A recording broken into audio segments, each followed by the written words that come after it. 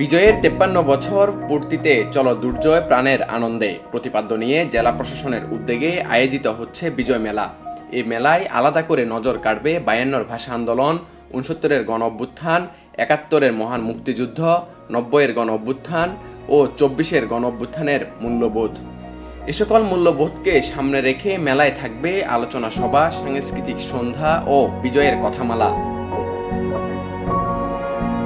বুধবার সকালে নগরের কাজীর দেউরি সার্কিট হাউস সংলগ্ন জিয়া স্মৃতি জাদুঘরের সামনের মাঠে 6 দিন ব্যাপী মুক্তিযুদ্ধের বিজয় মেলার উদ্বোধন শেষে সাংবাদিকদের এসব কথা বলেন বিভাগীয় কমিশনার ডক্টর মোহাম্মদ জিয়াউদ্দিন।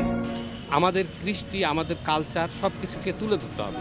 এই তুলে ধরার জন্য সত্যি একটি মেলার মাঠের প্রয়োজন, যেখানে আমরা আমাদের বাঙালি সংস্কৃতির যে বিভিন্ন সময় বিভিন্ন অনুষ্ঠানগুলো হয়ে থাকে, আমাদের কালচারাল যে উন্নতি বা আমাদের শিক্ষাগত যে প্রসার, সেটার জন্য আমরা বইমেলা সহ বিভিন্ন মেলার উদযাপনও সে জায়গায় করতে পারি। বিভাগীয় কমিশনার ডক্টর মোহাম্মদ জিয়াউদ্দিন বলেন, চট্টগ্রামের নিজস্ব কৃষ্টি, কালচার ও সংস্কৃতির বহিঃপ্রকাশ ঘটাতে সবার মতামতের ভিত্তিতে মেলার জন্য একটি স্থায়ী মাঠ খুঁজে বের করব।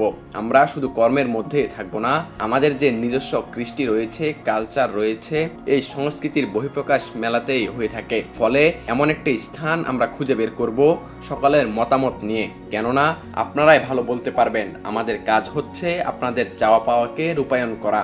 কৃতজ্ঞতা আপনাদের প্রতি সবাইকে অনুরোধ করছি, আহ্বান জানাচ্ছি, আগামী 7 দিন ব্যাপী যে জেলা প্রশাসনের উদ্যোগে বিজয় মেলা উদযাপন হতে যাচ্ছে, আজকে উদ্বোধন হলো। আপনারা সবাই আমাদের সাথে থাকবেন, আমাদের সহযোগিতা করবেন, আমরা সবাই সবার আনন্দ ভাগাভাগি করে নেব, এই প্রত্যাশা করছি।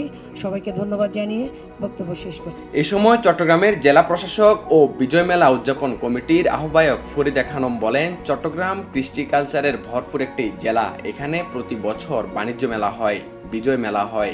আমাদের সর্বোচ্চ চেষ্টা থাকবে ঊর্ধ্বতন কর্তৃপক্ষের সঙ্গে কথা বলে যাতে একটা খেলার মাঠ ও একটা মেলার মাঠ পার্মানেন্ট করতে পারি। উল্লেখ্য, প্রথমে ক্রীড়া তারকাদের জন্মস্থান নগরের আউটার স্টেডিয়ামে করতে গিয়ে তোপের মুখে পড়ে স্থান পরিবর্তন করে জেলা প্রশাসন। পরে রেলওয়ে মালিকানাধীন সিআরবি মাঠে মেলা করার সিদ্ধান্ত নেয়। পরে সেটিও পরিবর্তন করে বিজয় মেলা বসে কাজীর দেউরির সেই পরিত্যক্ত শিশু পার্কে। আহমেদ শারজিল, বাংলা ধারা।